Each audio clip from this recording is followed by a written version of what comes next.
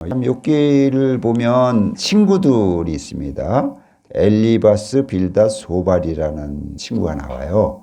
친구들은 굉장히 지혜로운 사람이고 경험도 많은 분들이고 굉장히 학식과 지혜가 많은 분들이에요. 그런데 인간에 대한 이해가 굉장히 탁월한 분인데도 불구하고 하나님의 시각으로 바라보는 것이 아니고 자기가 배우고 익힌 경험대로 자기의 지혜대로 지식대로 이렇게 말하는 걸 볼 수가 있어요. 인간의 고통이 죄의 결과다 이런 시각으로만 바라봐요.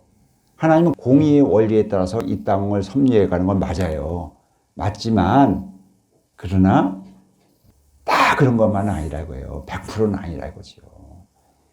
다 죄의 결과다? 이게 아니라 이거죠. 고통은, 고난은 죄뿐 아니라 하나님의 영광을 위해서 고통이 있을 수 있어요. 사단의 미혹에 의해서도 고통이 있을 수 있고요. 또한 하나님과 이웃을 위해서 자진해서 고통에 시면서로 들어갈 수도 있죠. 이런 사람이 사도 바울이고요. 그 다음에 사단의 미혹에서 고통받는 것이 욥이죠. 그러니까 모든 일이 다 죄 때문이다 이렇게 단정하는 것은 아니다 이거야. 그렇게 단정하면 안 된다 이거예요. 우리가 욥기를 통해서 배우시는 것을 우리의 주변에 있는 모든 사람들이 저 사람이 못 사는 것, 저 사람이 고통받는 거는 게을러서 그래, 아니면 죄가 있어서 그래, 죄 때문에 그래, 욕심 때문에 그래, 다 자업자득이야 이런 식으로 판단하면 된다 안 된다? 안 된다는 얘기죠, 여러분.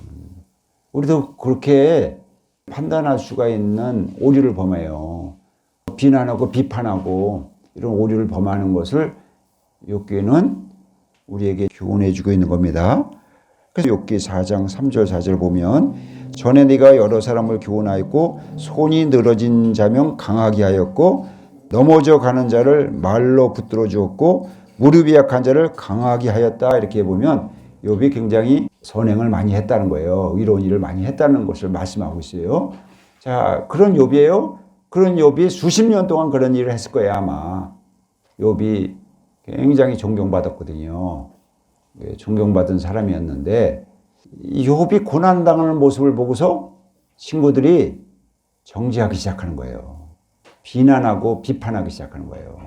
그러니까 욥이 너무너무 마음이 아픈 거죠. 그래서 친구들한테 질타를 하는 겁니다. 그동안 수십 년 동안 자기가 의롭게 살고 선행을 베풀며 살았는데 그 가장 친한 친구라는 사람들이 욥의 도움을 받은 사람들이 욥을 비난하기 시작하니까 욥이 굉장히 마음이 아프니까 욥이 거기서 불평을 하죠.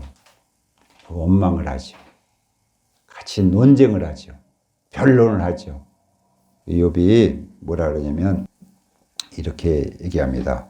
욥기 16장 2절 보면 이런 말을 내가 많이 들었나니 너희는 다 재난을 주는 위로자들이었구나 이렇게 얘기해요. 위로자로 왔는데 재난을 주는 위로자라 이렇게 말해요. 무슨 말이냐면 여기에 나온 욥의 친구들의 위로의 말, 격려의 말은요. 그야말로 교훈의 말씀, 책망의 말씀, 바르게 하는 말씀이에요. 굉장히 좋은 말이에요. 당연한 말이고 그런데 우리가 좀 안다고 해가지고 내가 조금 배웠다고 해가지고 누구한테 옳은 소리를 힘들고 어려운 사람한테 옳은 소리를 하잖아요. 그러면 그게 위로가 안 돼요. 위로가 안 된다니까요. 여러분 내가 고통받고 고난받을 때 네가 평상시에 부지런하고 평상시에 좀 준비했으면 그런 일이 오겠느냐?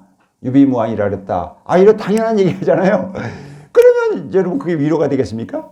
위로가 안 돼요. 그러니까 욥이 거기서 그냥 배반감을 느껴요. 억울해지는 거죠, 욥이. 그러니까 그 억울함의 한풀이를 친구들과 논쟁을 벌입니다. 친구들에게 이제 욥기 12장 2절에 보면 너희만 참으로 백성이로구나. 너희가 죽으면 지혜도 죽겠구나. 너만 지혜롭냐? 야, 너희가 죽으면 지혜도 없어지겠다. 이렇게 자기가 억울하고 모욕받고 조롱받은 거에 대해서 불평하기 시작합니다. 하나님께 불러 아뢰되 들으심을 입은 내가 이웃에게 웃음거리가 되었으니 의롭고 온전한 자가 조롱거리가 되었도다. 그래서 웃음거리, 조롱거리가 되었다고 통탄을 해요. 자기가 하나님의 나라와 의를 위해서 힘쓰고 애쓰고 열심히 했는데 내가 웃음거리가 되고 조롱거리가 됐다 그러면서 자조적인 그런 얘기를 합니다. 그 욥이 소유물 연단에 대해서는 능히 입으로 범죄하지 않았어요. 그 다음에 질병 연단에 대해서도 입으로 원망하지 않았어요. 그런데 가까운 친구들의 그러한 비난 비판에 대해서는 그 조롱과 이거에 대해서는 너무너무 자기가 억울함을 토로하는 거예요. 억울함을. 그게 계속돼요. 그래가지고 욥기 13장에 보면 너희는 거짓말을 지어내는 자 다 쓸모없는 의원이다 이렇게 나를 위로해주고 치료해준다고 하면서 나를 오히려 더 힘들게 하고 있다는 거예요. 쓸모없는 의원이다 이렇게 표현하고 있고요. 너희가 참으로 잠잠하면 그것이 너희의 지혜일 것이라 이렇게 해서 차라리 나한테 교훈을 주고 의원처럼 자기 아는 지식을 가지고서 아는 지혜를 가지고서 나를 치료하고 도와주려고 하지 말고 잠잠하면 차라리 이렇게 낫겠다. 변호를 하면서 막 질타를 하는 거예요. 그 하나하나를 하나님의 교훈, 하나님의 율법을 가지고 욥을 나무라거든요. 그러니까 욥이 나무라니까 욥이 그거를 아멘으로 수용을 안 해요. 옳은 얘기예요. 옳은 얘기인데 욥은 억울하다는 거예요. 억울하다고. 이러면서 자기 변호를 하면서 친구들과 변론을 합니다. 욥기 19장 2절에 보면 너희가 내 마음을 괴롭히며 말로 나를 짓부수기를 어느 때까지 하겠니? 이렇게 얘기를 해요. 너희가 10번이나 나를 학대하고도 부끄러워하지 아니하다. 하고서 이제 10번이나 이제 이 친구들이 좋은 말 해주는데 욥이 거기에 분노를 하죠. 분노. 나의 친구야 너희는 나를 불쌍히 여기다오 나를 불쌍히 여기다오 이렇게 얘기를 합니다.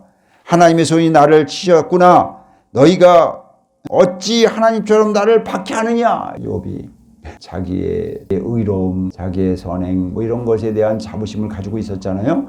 그러니까 그 억울함을 막 토로하는 거예요. 야 너는 뭐가 잘나가지고 이렇게 나의 고통 속에 있는 걸 교훈이라는 걸 통해서 이렇게 나를 박해하느냐.